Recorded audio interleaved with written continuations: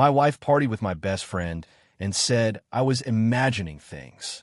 2 months later, she announced her pregnancy. I congratulated her in front of everyone, then quietly asked her to explain the dates. But before I begin, please like and subscribe to the channel. And we'd love to hear which part of the world are you joining us from. Let us know. Now, let's dive into today's story. Ryan Harlow woke at 5 in the morning. Not because an alarm told him to.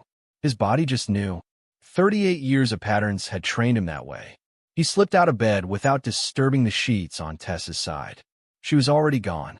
He stood in the kitchen with a mug of black coffee, watching steam curl toward the ceiling. The house sat quiet around him.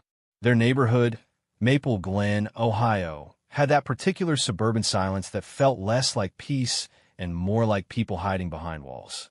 Neighbors waved from driveways, but never stopped to talk. Block parties happened once a year where everyone pretended to care about each other's lives for 3 hours, then returned to their separate routines. Ryan liked routines. They made sense. Numbers in spreadsheets either balanced or they didn't.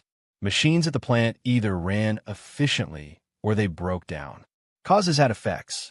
Actions had consequences. He set his mug in the sink and checked his phone. 6:15. Tessa still wasn't home. His work boots sat by the front door where he'd left them the night before. He laced them slowly, methodically, the same way he approached everything. Ryan worked as an operations manager in manufacturing plant 40 minutes north. He'd spent 15 years there, climbing from floor supervisor to his current position through consistency rather than charisma. People respected him because he showed up, did the work, and never asked anyone to do something he wouldn't do himself. The mortgage got paid 2 weeks early every month. Their credit scores sat above 800. The lawn stayed trimmed. The cars ran clean. Everything looked fine from the outside. But Ryan had started noticing things. Small things at first. The way Tessa's laugh sounded different when certain people were around. How she angled her phone away from him when texts came through. The nights she came home after midnight claiming girls' night out, smelling like cologne that wasn't hers. He tried talking to her about it 3 months ago. She'd said he was being paranoid, that he needed to trust her more, that his controlling nature was pushing her away. Gaslighting. Ryan didn't know that word yet, but he felt its shape in his chest like a stone. He drove to work as the sun broke over the horizon, painting the Ohio farmland in shades of amber and gold. The plant sprawled across 20 acres, all steel and concrete and the constant hum of machinery. Ryan parked in his usual spot and walked through the employee entrance, nodding at the security guard. "Morning, Mr. Harlow." "Morning, Tom." His office overlooked the production floor. Through the window, he could see conveyor belts moving, workers in safety vests checking quality standards, forklifts transporting pallets. Everything had a place. Everything had a purpose. Ryan sat at his desk and opened his laptop. Emails loaded. Schedule adjustments. Equipment maintenance reports. A vendor invoice that didn't match the purchase order. He made a note to follow up. Details mattered. Discrepancies meant something was wrong, and wrong things didn't fix themselves by ignoring them. His phone buzzed. "Tessa, need to talk tonight. Important." He stared at the message for a long moment before typing back a simple, "Okay." The day passed in meetings and production reviews. Ryan ate lunch at his desk, a sandwich from home. He reviewed safety protocols with the floor supervisors. He approved overtime requests. He denied a supply order that came in 15% over budget and told the vendor to rebid. By the time he left at 6, the sun had already started its descent. He drove home through streets lined with identical houses, each with their manicured lawns and 2-car garages and the quiet desperation of people living just slightly beyond their means. Their house sat at the end of a cul-de-sac, a modest ranch style he'd bought 8 years ago before meeting Tessa. The title sat in his name alone. He'd purchased it with money saved from a decade of careful budgeting, back when he thought homeownership meant stability. Tessa's car was already in the driveway. Ryan walked inside and found her in the living room, sitting on the edge of the couch with her hands folded in her lap. She looked up when he entered, and he saw something in her expression he couldn't quite read. Nervousness, maybe, or excitement poorly disguised as nervousness. "Hey," she said. "Hey." He set his keys on the entry table. You said we needed to talk. Yeah. She stood, smoothing her shirt. I wanted to wait until you got home. It's kind of big news. Ryan waited. He'd learned lately that silence worked better than questions. People filled silence with truth more often than they answered direct inquiries. Tessa took a breath. I'm pregnant. The words hung in the air between them. Ryan felt his face arrange itself into something that probably looked like surprise. Or happiness. He wasn't sure which. He paused. That's big news. I know. She smiled, but it didn't reach her eyes. I took 3 tests. All positive. I have a doctor's appointment next week to confirm, but I'm pretty sure. Ryan walked to the couch and sat down. His mind was already calculating. When had they last been intimate? 6 weeks ago. Maybe 7. And even then, it had been perfunctory. Scheduled. The kind of sex that happens because it's been too long, not because anyone particularly wanted it. When do you think it happened? He asked, keeping his voice level. Tessa sat beside him, not quite close enough to touch. Probably, I don't know, maybe that weekend in September? When you were home between the Indiana trip and the Columbus conference? Ryan nodded slowly. The Indiana trip. 7 days at a plant shut down in Gary. He'd stayed at the Hampton in off Route 80. He had the receipts in his work folder. Company logs showing his badge scans at the facility. Dinner meetings with the shutdown crew. Everything documented because that's what his job required. That weekend between trips hadn't existed.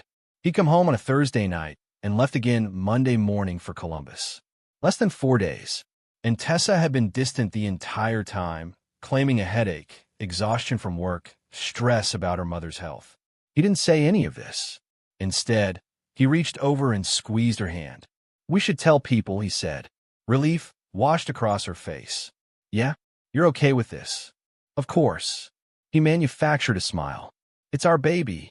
That night, after Tessa fell asleep, Ryan sat at the kitchen table with a notebook. The kind with graph paper, meant for tracking data. He opened to the first page and wrote the date at the top. Then he began writing down everything he remembered from the past 6 months. Dates Tessa had stayed out late. Names of people she'd mentioned. The backyard party at the Hendersons' place where he'd watched her and Nolan Pierce talk in the corner for 45 minutes, their heads close together, laughing about something Ryan apparently wasn't part of. Nolan Pierce, Ryan's best friend since they were 23. They'd met at a manufacturing trade conference and bonded over beers and complaints about the industry. Nolan worked in sales for an industrial equipment supplier. Charismatic where Ryan was reserved. Quick with jokes and always the center of attention at gatherings. Ryan had introduced Nolan to Tessa 3 years ago at a barbecue. Watched them hit it off immediately. Thought it was good that his wife got along with his friends. He wrote Nolan's name in the notebook and underlined it twice. The next few weeks passed in a strange kind of performance. Tessa made doctor's appointments. Ryan went with her, sitting in waiting rooms that smelled like antiseptic and anxiety. They listened to the heartbeat on the ultrasound machine, watched a grainy image that supposedly showed their future. Ryan smiled at the right moments, asked the appropriate questions, held Tessa's hand in the parking lot afterward. At home, he continued his documentation. He noticed that Tessa texted constantly now, always with her phone tilted away. She started leaving rooms to take calls. When he asked who she was talking to, she said friends. Her mother. Work colleagues, even though she'd quit her job at the dental office 5 months ago, claiming the hours were too demanding. Ryan didn't push. He just wrote it down. One evening in late October, Tessa suggested they have a small gathering to announce the pregnancy to their families. Both sets of parents. Her sister, his brother, a few close friends. We could do it here, she said. This weekend. Nothing fancy, just people who matter. Ryan agreed. He spent Saturday cleaning the house while Tessa went shopping for decorations. She came back with pink and blue balloons, a cake from the grocery store bakery, little cards that said baby on board in cursive font. Their families arrived at 3. Ryan's parents first, his father immediately asking about the plant, his mother commenting on how good the house looked. Tessa's parents came next, her mother already tearing up before any announcement had been made. Then her sister, Julia, with her husband and their 2 kids who immediately started running through the house screaming. Ryan's brother showed up last, alone as usual, carrying a six-pack of craft beer he'd probably paid too much for. And Nolan came too, because of course he did, because he was Ryan's best friend. And why wouldn't he be there for something this important? They gathered in the living room. Tessa stood in the center with Ryan beside her, his hand on her lower back, because that's what supportive husbands did. "Thank you all for coming," Tessa said, her voice bright and nervous. "Ryan and I wanted to share some really exciting news with everyone who matters most to us." She paused for effect. "I'm pregnant." The room erupted. Ryan's mother burst into tears. Tessa's mother screamed and rushed forward to hug her daughter. Her sister grabbed Julia and started jumping. The kids kept screaming, now about becoming cousins. Ryan accepted handshakes from the fathers. His brother clapped him on the shoulder. "Congratulations, man. Didn't think you had it in you." Everyone laughed. Ryan's eyes found Nolan across the room. He stood by the bookshelf, a beer in his hand, watching Tessa with an expression Ryan couldn't quite decipher. Not joy, not surprise, something more complicated. Their eyes met. Nolan raised his beer in a toast. Ryan nodded once and looked away. The party lasted 3 hours. People took photos, made plans for baby showers, discussed names and nursery colors. Ryan's father gave him advice about college savings plans. Tessa's mother talked about her own pregnancies and how beautiful motherhood would be. Ryan played his part perfectly. He laughed at jokes, accepted congratulations, stood next to Tessa in photos that would probably end up on social media, with captions about blessings and new chapters. When everyone finally left and the house fell quiet again, Ryan started cleaning up. He collected empty bottles and plates with half-eaten cake. He popped balloons and threw them away. He wiped down counters and loaded the dishwasher. Tessa watched him from the doorway. "That went well," she said. Ryan rinsed a glass under the faucet. "Yeah." Everyone seemed happy. "You seemed distant." He shut off the water and turned to look at her. Really look at her. She stood there in the dress she'd bought specifically for today, her hair done in that way that probably took an hour, her makeup carefully applied to hide the tiredness around her eyes. "I'm not distant," he said. "I'm just tired." "You've been tired a lot lately." "Yeah, work's been demanding." She crossed her arms. "Is this about Nolan?" Ryan felt something shift in his chest. "What about Nolan?" "At the Hendersons' party. You kept watching us. You asked me about it afterward." "I asked because you two seemed really close. We were just talking." Her voice had that edge now, the one that meant a fight was coming. "You're so paranoid lately. I can't even have a conversation without you analyzing it." Ryan set the glass in the dishwasher. He dried his hands on a towel and folded it precisely, lining up the edges. "When did it happen?" he asked quietly. "When did what happen?" "The pregnancy. When exactly do you think you got pregnant?" Tessa's face changed. A flicker of something passed through her eyes. "I already told you. That weekend in September, right?" Ryan nodded. "The weekend between my trips." "Yeah. The weekend where I got home Thursday night and left Monday morning for Columbus." Tessa was very still now. So, I was in Indiana for a week before that. Gary, Indiana. Plant shut down. The whole operations team was there. I have hotel receipts, company records, photos from team dinners." "What are you saying?" Ryan met her eyes. "I'm saying the dates don't match. I'm saying you claim you got pregnant during a weekend where you barely let me touch you, where you said you had a headache, where you slept on the couch 2 out of 3 nights because you claimed I was snoring. You're being ridiculous." "Am I?" Tessa's hands were shaking now. "You think I'm lying? I think the math doesn't work. So what? You think I cheated? You think this baby isn't yours?" Her voice rose, high and sharp. "Is that what you're accusing me of?" Ryan didn't raise his voice. He never did. "I'm not accusing you of anything. I'm just pointing out that the timeline you gave doesn't align with the facts. I can't believe this." She grabbed her purse from the counter. "I can't believe you're doing this to me right now. I just announced our pregnancy to our families, and you're accusing me of cheating." "I didn't use that word." "You didn't have to." She headed toward the door. "I'm staying at Julia's tonight. I can't deal with this." Ryan listened to her car start in the driveway, listened to it pull away into the night. Then he walked to the spare bedroom, opened his laptop, and pulled up his calendar from September. He took screenshots of his schedule. downloaded his hotel receipt from the company travel portal, pulled up the team photo from the shutdown in Gary, where he stood with 12 other people, a timestamp in the corner showing the date and location. He saved everything to a new folder on his desktop, labeled it with the date. Then he opened his notebook and added another entry. That night, Ryan slept on the couch. Not because he was angry. Anger required energy he didn't have. He was just finished.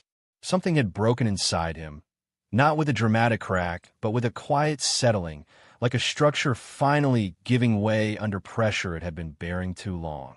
He woke at 5 out of habit, made coffee, sat at the kitchen table watching dawn break through the window. Tessa came home at 7. She looked like she hadn't slept. Her mascara from yesterday had smudged under her eyes. She stood in the doorway holding her purse like a shield. "We need to talk," she said. "Okay." She sat across from him at the table. Neither of them reached for the other. "I'm sorry about last night," she began. "I was overwhelmed. It was a big day, and you were making these accusations." "They weren't accusations. They were observations." "Fine. Observations." She rubbed her face. "But you're wrong. About the dates. About everything. This baby is yours, Ryan. I don't know why you're trying to make it something else." Ryan sipped his coffee. It had gone lukewarm. "I need you to stay somewhere else for a while." Tessa blinked. "What?" "I need space. To think. To figure out what's happening here." "You're kicking me out?" Her voice went sharp again. "While I'm pregnant, I'm asking you to stay somewhere else temporarily. This is my house, too." Ryan set his mug down carefully. "Actually, it's not." "What?" "The house. It's not yours. I bought it before we got married. The deed is in my name. Only my name." Tessa stared at him. "You can't be serious." "I'm completely serious." He stood and walked to the filing cabinet in the corner of the kitchen. He pulled out a folder and handed it to her. "This is a copy of the deed. This is a copy of the prenuptial agreement we signed that states this property remains separate. And this is Ohio property law regarding separate property in marriage." She opened the folder with shaking hands, looked at the papers. Her face went pale. "Under Ohio law, you have certain rights as a spouse," Ryan continued in that same calm voice he used at work when delivering bad news. "But those rights don't include automatic ownership of property purchased before marriage and maintained as separate property throughout. I've been paying the mortgage from my separate account. I've paid for all maintenance and improvements from my separate account. There's a clear paper trail. I can't believe you're doing this. You have 30 days to find other arrangements. That's more than legally required. I'm being generous." Tessa's hands clenched around the folder. "Generous? You're throwing me out while I'm pregnant, and you call that generous? I'm giving you a month to figure out your next step. I'll continue paying for your health insurance through my work plan until the baby is born. That's also generous. You're abandoning your child. I'm protecting myself from a situation that doesn't add up." She stood suddenly, the chair scraping against the floor. "Everyone's going to know about this. I'm going to tell everyone what you're doing. Your family, my family, our friends. Everyone will know you're abandoning a pregnant woman." Ryan looked at her steadily. "Tell whoever you want. The facts don't change." "What facts?" "Your paranoid assumptions. The timeline that doesn't work. The way you guard your phone. The nights you don't come home. The fact that you and Nolan can't seem to stay away from each other at social gatherings." Tessa's face flushed red. "There's nothing between me and Nolan." "Then you'll have no problem with a DNA test when the baby's born." The words hung in the air like a challenge. Tessa opened her mouth, closed it, opened it again. "A DNA test. Standard paternity testing. Non-invasive. Completely legal. If you're so certain the baby is mine, there's no reason to object. I can't believe you don't trust me. Trust has to be earned, Tessa. And right now, the evidence isn't supporting your story." She grabbed her purse and headed for the door. Stopped with her hand on the knob. "You'll regret this," she said without turning around. "Maybe, but I'll regret it on my terms, not yours." She left. The door clicked shut with a finality that sounded like punctuation. Ryan poured his cold coffee down the sink and made a fresh pot. Then he called his attorney. The attorney's office sat in a strip mall between a tax preparation service and a martial arts studio. Ryan had found him through a referral from someone at work who'd gone through his own divorce 2 years earlier. The advice had been blunt. Get someone who doesn't try to save your marriage, just your assets. Michael Torres ran a small practice specializing in family law. His office smelled like old coffee and printer toner. Degrees hung on the wall from a law school Ryan had never heard of. No prestigious pedigree, but the guy had a reputation for being thorough and ruthless when the situation called for it. They sat across from each other, a scarred desk between them. "Walk me through everything," Torres said, a legal pad open in front of him. Ryan did. He explained the timeline discrepancies, the behavior changes, the pregnancy announcement, the confrontation. He pulled out his phone and showed Torres the screenshots and receipts he'd saved, the calendar entries, the hotel confirmations, the company records. Torres listened without interrupting, taking notes in tight handwriting. When Ryan finished, Torres leaned back in his chair. "You want my honest assessment? That's why I'm here. She's going to fight hard. Claim you're abandoning her. Play the victim. Tell everyone who'll listen that you're a monster who threw out his pregnant wife. I know, and some people will believe her, no matter what evidence you have. Public opinion isn't a courtroom." Ryan nodded. "I understand." "Good." Torres tapped his pen against the pad. "Because if we do this, we do it right. Full documentation. No emotional reactions. Everything by the book. The moment you lose your cool or do something that looks vindictive, she'll use it against you. I don't plan on losing my cool. Everyone says that. Then their soon-to-be ex-wife shows up crying at their workplace, and they lose it in front of 50 witnesses. Torres studied Ryan's face. "But you seem like you mean it. You're calm. Maybe too calm. That work in your favor or against you depending on how people read it. What's the first step? File for divorce. Immediately. We cite irreconcilable differences. Clean, simple, no fault. Then we request paternity testing through the court. Can we do that before the baby's born? Yes. Non-invasive prenatal paternity testing. It's been admissible in Ohio courts for about 5 years now. Blood draw from the mother, blood draw from the alleged father. They analyze fetal DNA from the mother's bloodstream. 99.9% accurate. Ryan felt something settle in his chest. Relief, maybe, or just the comfort of having a path forward. "She'll resist it," he said. "They usually do, but the court will order it, especially once we present your documentation about the timeline. Judges don't like being lied to, and they really don't like paternity fraud. What about the house?" Torres flipped through the papers Ryan had brought. "This is solid. Purchased before marriage. Maintained separately. Prenup clearly states it remains separate property. She has no claim. She's been telling people she lives there. That's her home. Living somewhere doesn't mean owning it. She's technically a guest, or at most a tenant. Ohio law is clear on this. As long as you didn't commingle assets or put her name on the deed, it's yours. I didn't. Good. Then she has no legal standing. She'll ask for it anyway, because lawyers tell their clients to ask for everything. But she won't get it." Torres made more notes. "What about her employment situation? She quit her job 5 months ago. Said it was too stressful. I've been covering all our expenses since then." "Voluntarily quit." "Yes. That helps. She can't claim financial dependence if she chose to leave her job, especially if she didn't discuss it with you first." "She didn't." "Even better." Torres smiled, the expression sharp and professional. "Here's what's going to happen. We file first. That's important. Whoever files first controls the narrative. We request the paternity test. We make it clear this isn't about being cruel or vindictive. It's about establishing facts. What if the test comes back negative? Then you're off the hook for child support. All parental rights and responsibilities terminate. You walk away clean." Ryan absorbed this. "And if it comes back positive?" Torres tilted his head. "Do you think it will?" "No." "Then let's focus on that scenario. We establish you're not the father. At that point, she has no claim on you for anything related to the child. No support, no custody battles, nothing. As for the divorce itself, with a prenup and separate property, it should be straightforward.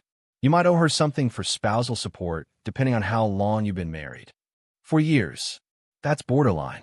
In Ohio, marriages under 10 years usually don't result in long-term support.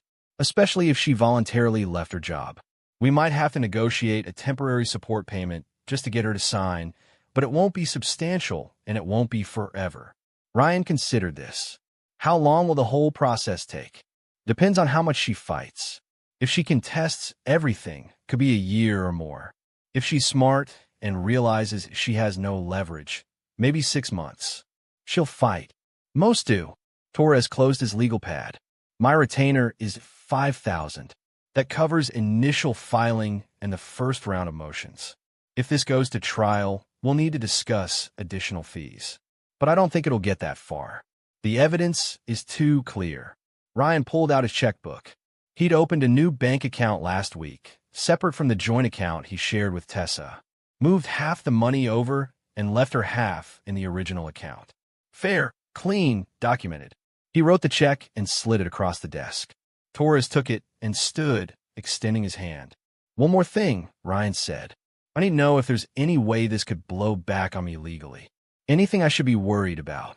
Are you planning to do anything illegal? No. Then you're fine. Just don't contact her except through attorneys once the papers are served. Don't show up at her family's house. Don't make threats. Don't post anything on social media.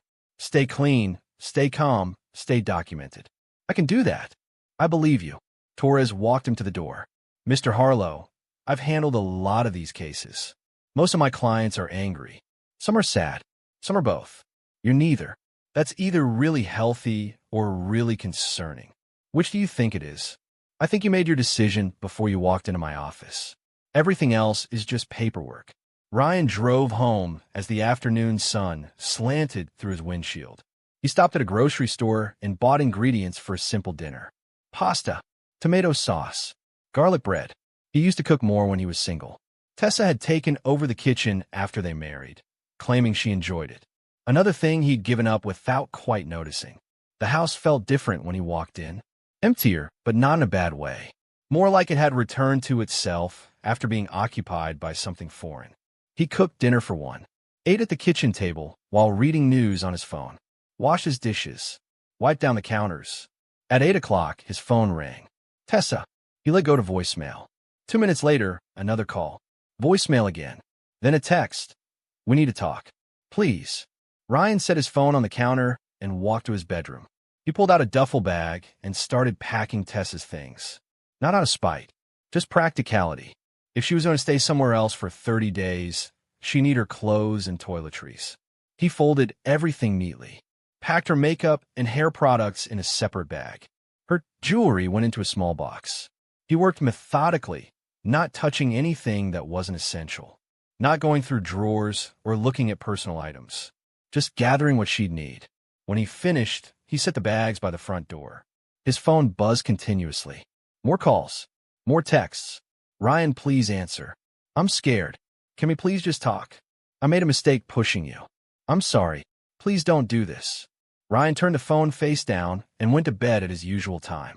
The next morning, Tessa's sister Julia showed up at the house. Ryan watched through the window as she got out of her car, her face set in an expression of righteous anger. He opened the door before she could knock. Ryan, what the hell is going on? Julia demanded. Tessa's things are by the door. I packed the essentials. If she needs anything else, she can text me a list and I'll have it ready. You can't just throw her out. She's pregnant. I'm aware. Do you have any idea how this looks? What people are saying? I imagine they're saying a lot of things. Ryan stepped aside so Julia could see the bags. But what people say and what's actually happening are two different things. Julia grabbed the bags roughly. She's my sister. She's carrying your baby. And you're treating her like someone who needs to stay somewhere else while we figure things out. That's all this is. That's not all this is, and you know it. Julia's voice cracked slightly. She's devastated. She cried all night. She doesn't understand why you're being so cruel. Ryan met her eyes. Did she tell you about the timeline? What timeline? The conception date. When exactly she thinks she got pregnant. Julia shifted uncomfortably. I don't see how that's relevant. It's extremely relevant. Ask her about it. Ask her where I was that week. Then check if her dates make sense. You're paranoid.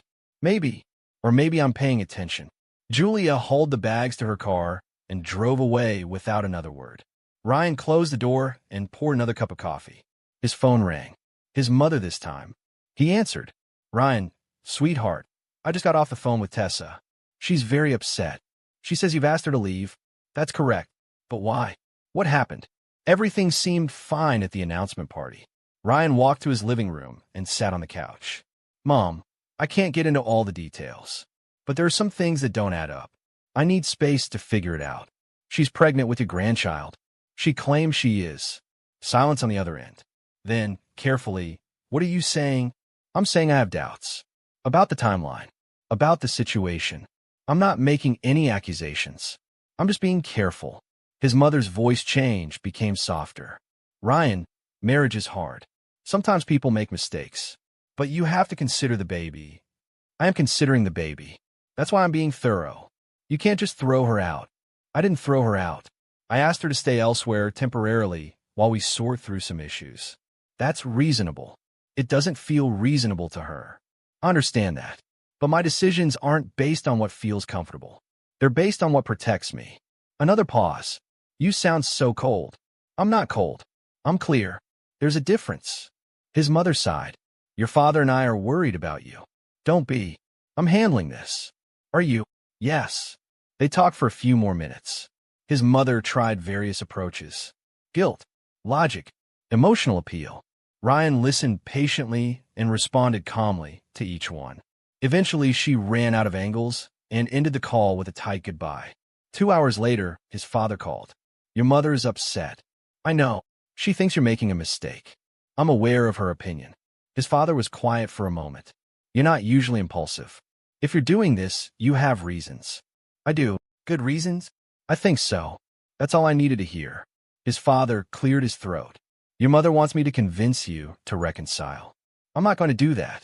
You're a grown man. You make your own decisions. I appreciate that. But I'm going to say this. Whatever you start here, finish it. Don't do things halfway. If you're going to walk this path, walk it all the way to the end. Ryan felt something warm in his chest. Understanding from someone who knew him. I will, he said. All right then. His father's voice roughened slightly. Call if you need anything. They hung up. The rest of the day passed quietly. Ryan went to work, came home, ate dinner, documented everything in his notebook. At 9 p.m., there was a knock on his door. Nolan Pierce stood on his front step, hands in his pockets, looking uncomfortable. Ryan opened the door wider. Want to come in? Nolan hesitated, then stepped inside. They stood in the entryway, not moving to sit down. Tessa called me. Nolan said. She's pretty messed up about all this. I imagine she is. She said you're accusing her of cheating. Ryan tilted his head slightly. I haven't accused her of anything. I've questioned the timeline of her pregnancy. There's a difference. Seems like the same thing to me. Then you're not paying attention. Nolan shifted his weight. Look, man, I know things have been weird lately, but you can't honestly think. Can't think what? That she'd do something like that. Ryan studied his best friend's face. The way he wouldn't quite meet Ryan's eyes. The tension in his shoulders. The careful way he chose his words. How often do you talk to Tessa? Ryan asked quietly. What? Simple question. How often do you two communicate? Texts, calls, whatever. I don't know. Not that often. Why? Because I've seen her phone light up with your name a lot lately. Because at the Hendersons' party, you two talked in the corner for 45 minutes. Because every time there's a gathering, you two gravitate toward each other. Nolan's face reddened. We're friends. You're the one who introduced us. I did. And I thought it was good that my wife got along with my best friend. Past tense. What's that supposed to mean? It means I'm starting to connect dots I should have connected months ago. You're being paranoid. Everyone keeps saying that. But paranoia implies the fear is irrational. What I'm experiencing is pattern recognition. Nolan took a step back. I came here to try to help.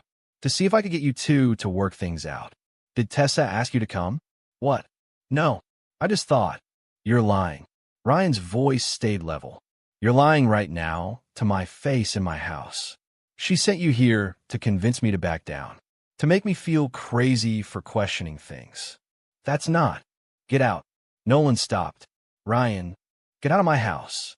They stared at each other. Ryan felt completely calm. Beyond anger. Past hurt. Just clear about what he was seeing. Nolan left without another word. Ryan locked the door behind him and added a note to his documentation. The divorce papers got served 2 weeks later. Ryan had anticipated dramatics, but Tessa surprised him by accepting the documents calmly.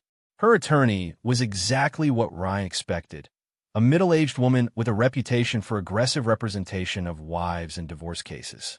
The first settlement offer arrived via email 3 days after service. Torres called Ryan to discuss it. "She's asking for a lot," Torres said. "How much?" "The house, even though she has no legal claim. 50% of your savings and retirement accounts. Temporary spousal support of $3,000 a month until the baby turns 3. Full custody once the baby is born. And child support calculated at maximum Ohio guidelines." Ryan almost laughed. "She's asking for everything." That's the strategy. Ask for the moon, settle for the sky. Her attorney knows she won't get most of this. They're hoping you'll negotiate somewhere in the middle out of guilt or exhaustion. What's our counter? We don't counter yet. First, we wait for the paternity test. That's the nuclear option that makes everything else irrelevant. When's that scheduled? Next week. She tried to fight it, but the judge wasn't having it. Said establishing paternity is in everyone's best interest, including the child's. She has to submit to the blood draw or face contempt charges. Good. Ryan, Torres paused. "I need to prepare you for something. If the test comes back showing you're the father, this whole strategy falls apart. We'd be back to negotiating a settlement that includes child support and custody. It won't come back that way. You seem very certain." "I am." "Okay, then we wait." The week passed slowly. Ryan worked, came home, made dinner, documented everything. He'd started sleeping better. Actually, the constant tension of living with Tessa had been exhausting in ways he hadn't fully recognized until it was gone. His phone buzzed less now. Tessa had stopped calling after her attorney told her all communication needed to go through legal channels. His family had mostly given up trying to change his mind. A few friends had reached out, awkward messages asking if he was okay. He responded politely and briefly. Nolan hadn't contacted him at all. The test results came back on a Tuesday. Torres called him at work. "We got the results." Ryan walked outside to the parking lot, phone pressed to his ear, and 0% probability of paternity. Ryan stood very still. Across the lot, trucks backed up to loading docks. Forklifts moved pallets. Everything continued exactly as it had before, but something fundamental had shifted. "0," he repeated. "Not even close. The report is conclusive. You are not the biological father." Okay. That's all you have to say. What else is there?" "I was right. The timeline didn't work because it wasn't my child." Torres made a noise that might have been admiration or concern. "We're filing this with the court today, along with a motion to terminate all child-related claims and demands. You're off the hook for everything related to the baby." "What about the divorce?" "That proceeds normally. But without the child complicating things, it's straightforward. She has no claim to the house. Her voluntary unemployment means limited spousal support. We're looking at maybe 6 months of temporary support, tops. Maybe 5,000 total. Small price to pay." Ryan let out a breath. "Good. There's one more thing. Her attorney called me after getting the results. She's going to claim you're the one who cheated, that you drove her to it through emotional abuse and neglect. Let her claim whatever she wants. The facts don't support it. That's what I told her. But be prepared for it to get ugly before it gets resolved. People don't like being exposed." Ryan ended the call and went back inside. He sat at his desk and opened his calendar, looking at the dates ahead. In 6 months, maybe less, this would all be over. He'd be single again, alone again, free again. The thought didn't scare him at all. The courtroom smelled like old wood and recycled air. Ryan sat at a table next to Torres, hands folded calmly while they waited for the judge to enter.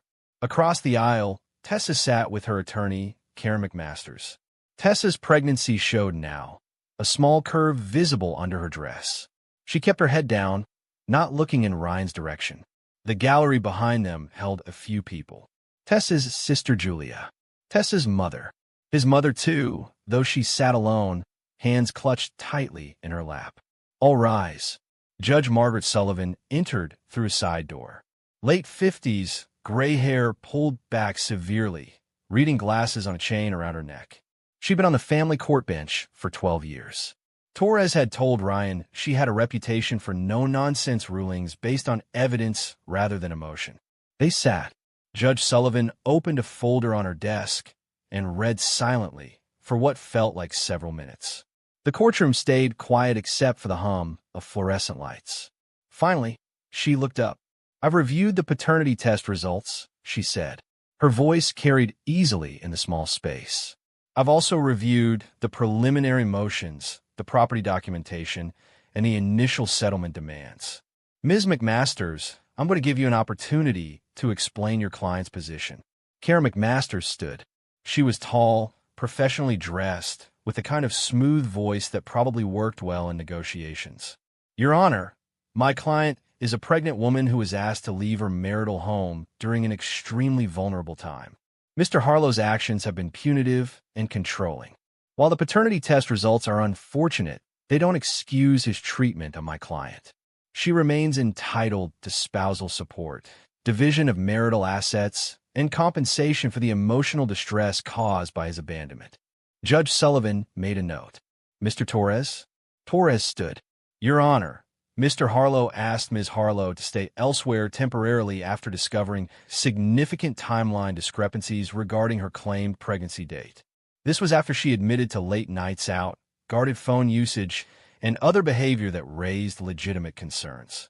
The property in question was purchased by Mr. Harlow before the marriage and maintained as separate property per their prenuptial agreement.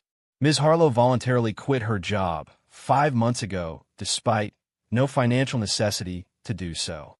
My client has conducted himself with restraint and propriety throughout this process."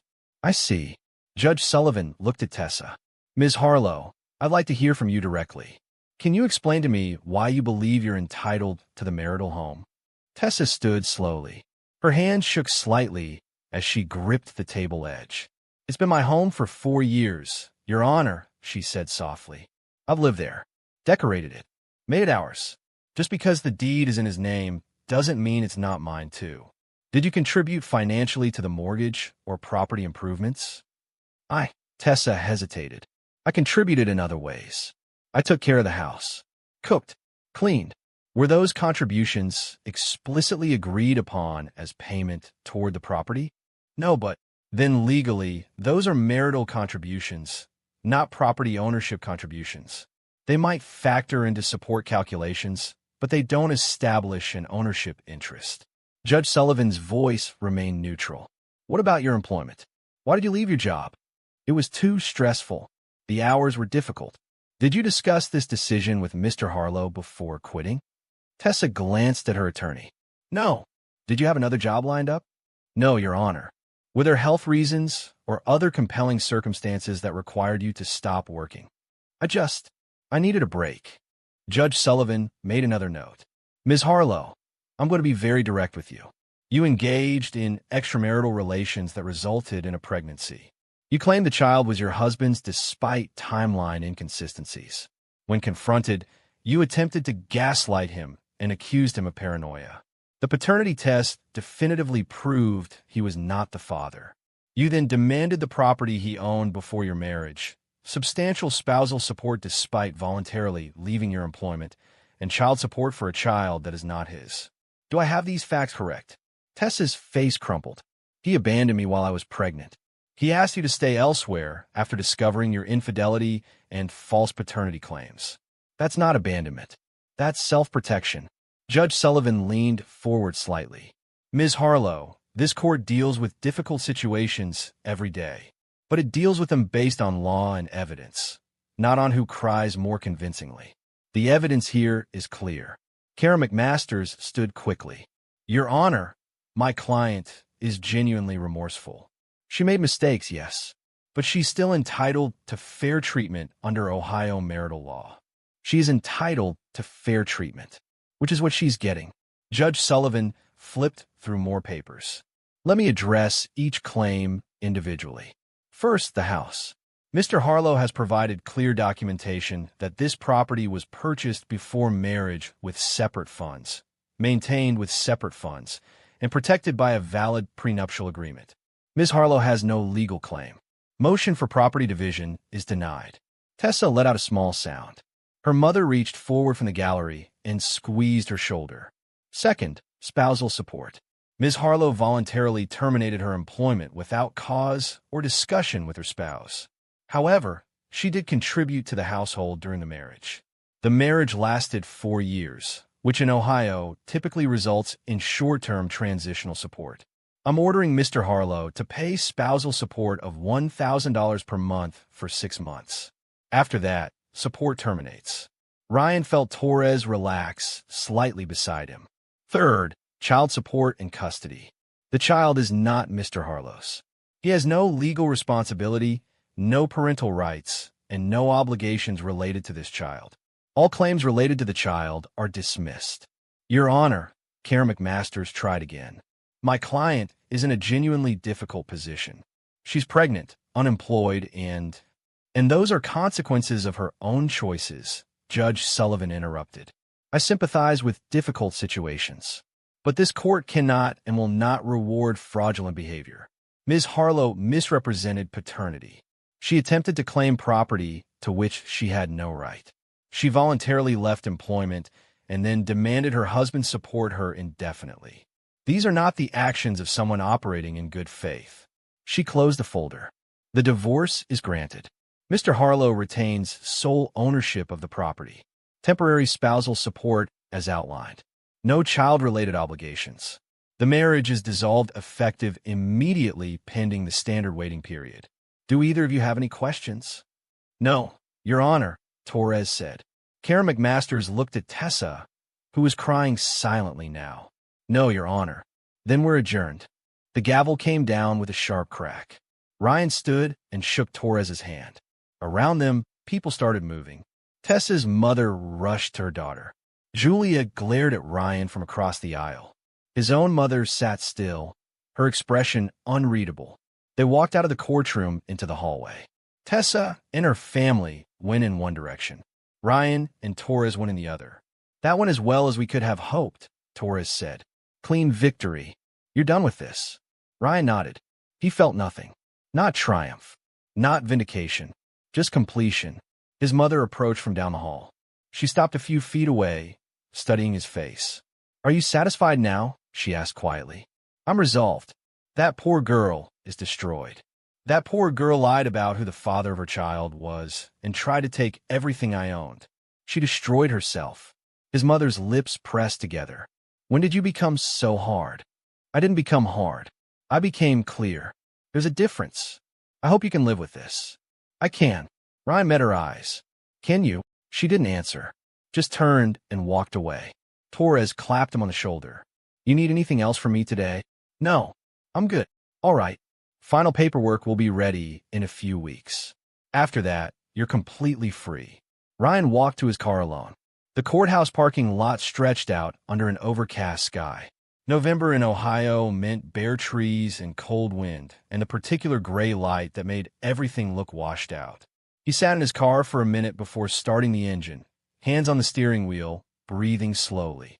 Then he drove home. The house felt quieter than usual when he walked in. He'd gotten used to that quiet over the past few months. Started to prefer it. He made coffee, changed out of his suit, and sat at the kitchen table with his notebook. He opened to a blank page and wrote today's date. Under it, he wrote, Divorce finalized. 0% probability of paternity. All claims denied. Then he closed the notebook and put it in a drawer. That evening, his phone buzzed. A number he didn't recognize. Hello. Ryan? It's Nolan. Ryan almost hung up, but curiosity stopped him. What do you want? I heard about the court hearing. About the results. Nolan's voice sounded strained. Look, I know you probably hate me right now. I don't hate you. I don't feel anything about you. That's probably worse. A bitter laugh. Listen, I just wanted you to know I didn't plan for any of this to happen. It just did. And I know that's not an excuse, but you're right. It's not an excuse. Silence on the line. She told me it was yours, Nolan said finally. The baby. She swore to me it was yours. I believed her. And now that you know it's not? More silence. I'm not ready to be a father, Nolan admitted. I never wanted kids. That's why Jessica and I broke up last year. She wanted marriage and children, and I couldn't do it. Ryan felt something cold settle in his chest. So what are you saying? I'm saying I made a mistake. A huge one. And I don't know how to fix it. You can't fix it. You live with it. Ryan's voice stayed level. You take responsibility for what you did.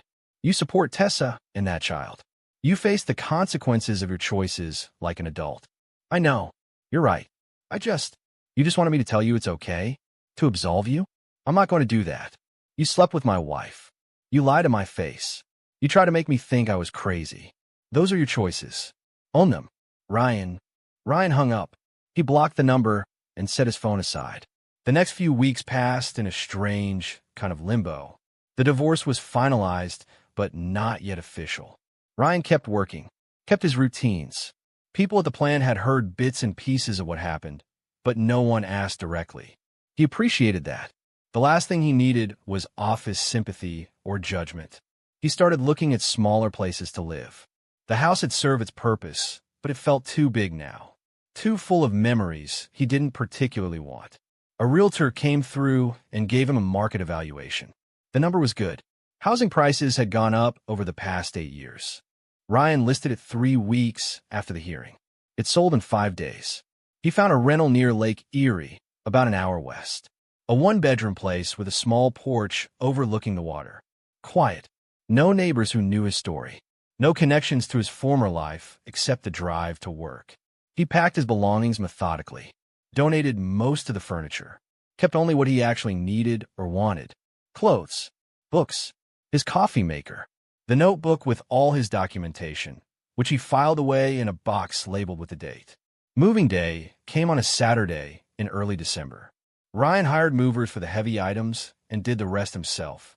By evening, he was standing in his new place watching the sun set over the lake through a window that didn't have curtains yet. His phone buzzed. His father. Heard you moved? Yeah, today. How's the new place? Good. Quiet. That's what you wanted. Yeah. His father was quiet for a moment. Your mother's still upset. She thinks you were too harsh. I know, but I think you did what you had to do. Ryan felt that warmth again. Understanding. Thanks. You doing okay? I'm doing fine. Good. That's good. His father cleared his throat. Listen, your mother and I are having Christmas at the house this year. You're welcome to come. No pressure. But the invitation's there. I'll think about it. Fair enough. Take care of yourself, son. They hung up. Ryan ordered pizza from a place down the road and ate it sitting on his porch despite the cold. The lake stretched out dark and vast, lights from boats dotting the surface. Somewhere out there, people were living their lives, making their choices, dealing with their consequences. He'd done what he needed to do, protected himself, stood firm, didn't back down when everyone told him he was being cruel or unreasonable or paranoid. The facts had proven him right.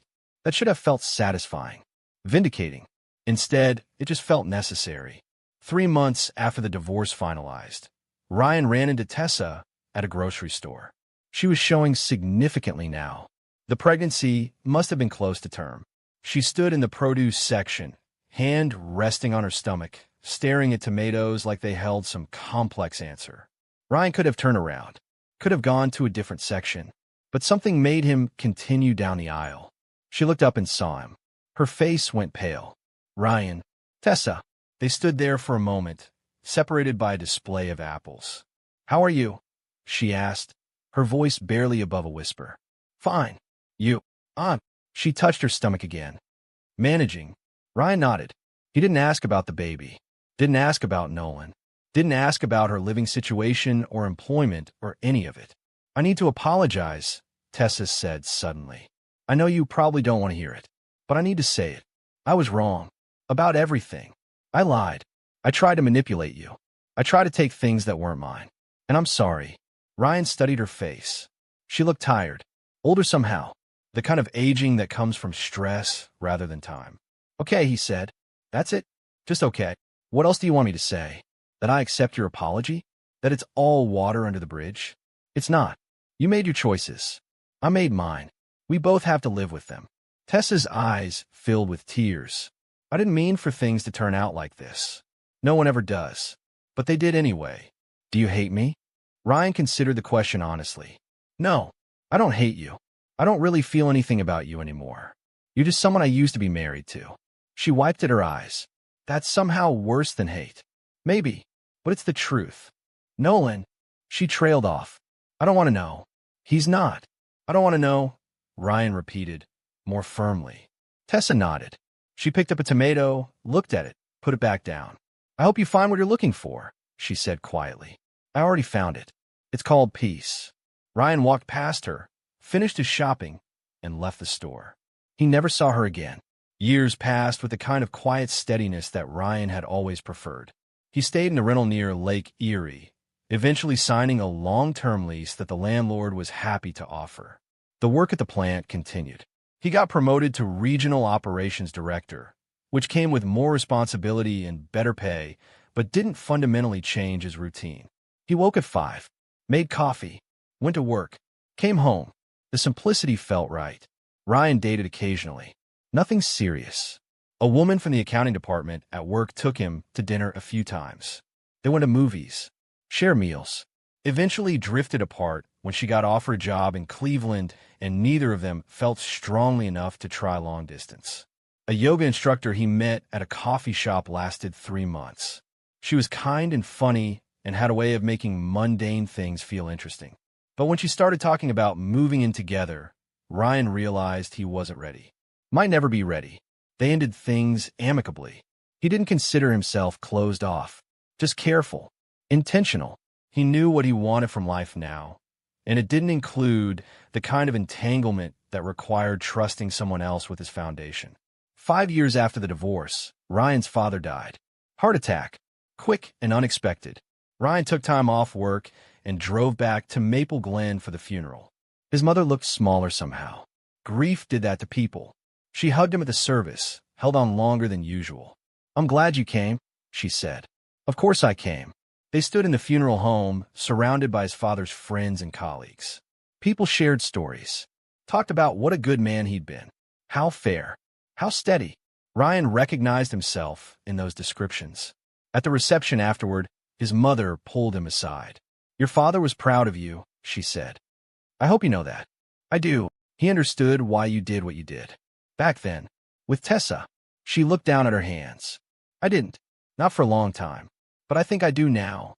It's okay if you don't. No, I need you to hear this. She met his eyes. You were right. You protected yourself. And that took strength I didn't understand at the time. I thought you were being cruel. But you were just being clear. Ryan felt something shift in his chest. Forgiveness he hadn't realized he needed. Thank you, he said quietly. His mother squeezed his hand. Your father would be proud of who you've become. Ryan stayed in town for 3 days, helping his mother with arrangements and paperwork, going through his father's things, sorting what to keep and what to donate. The process felt familiar, methodical, necessary. On his last evening before driving back to the lake, he took a walk through his old neighborhood, past the house where he'd lived with Tessa. Someone else owned it now, a family with kids, bikes in the driveway, a trampoline in the backyard. He felt nothing looking at it. No nostalgia, no regret, just acknowledgement that it had been a chapter in his life that was now closed. He drove back to Lake Erie as the sun set behind him, leaving Maple Glen in the rearview mirror. More years passed. Ryan turned 45, then 48. His hair grayed at the temples. His face showed lines that came from squinting at spreadsheets and machinery rather than from worry. He bought the rental property when the landlord decided to sell. It made financial sense. He invested well, saved carefully, built a life that was stable and peaceful and entirely his own. Occasionally, very occasionally, he wondered what happened to Tessa, whether she ever got her life together, whether Nolan stepped up or disappeared, whether the child grew up okay despite the mess that surrounded its conception. But these thoughts came and went quickly. They weren't his responsibility, not his story to follow.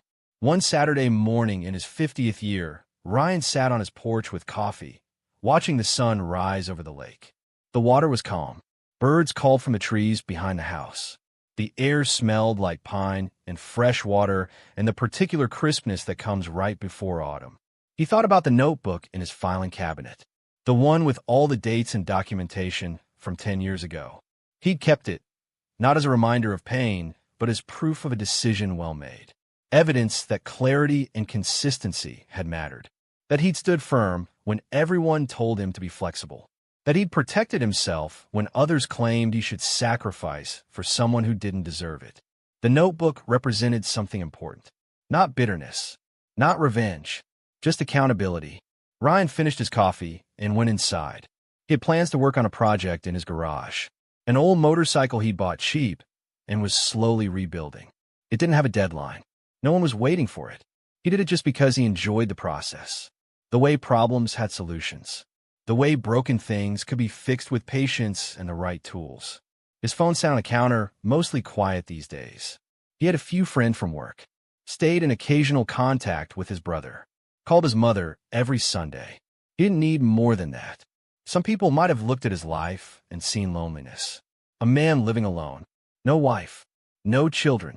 No dramatic adventures or exciting stories. But Ryan looked at his life and saw peace. He saw mornings without tension. Decisions made without having to check with someone else. Space that was entirely his to arrange or leave empty as he chose. Financial security built on careful planning rather than emotional impulse. He saw a life built intentionally, brick by brick, choice by choice. And he saw the cost of that life too. The relationships that didn't happen because he couldn't let his guard down. The opportunities missed because he valued safety over risk. The parts of himself that had hardened into something protective but also isolated. Ryan was aware of all of it. He'd made his choices with open eyes, and he didn't regret any of it. That evening, as the sun set and painted the lake in shades of orange and purple, Ryan thought back to that moment in the courthouse, when Judge Sullivan had ruled in his favor, when the facts had aligned and the truth had emerged and accountability had actually occurred.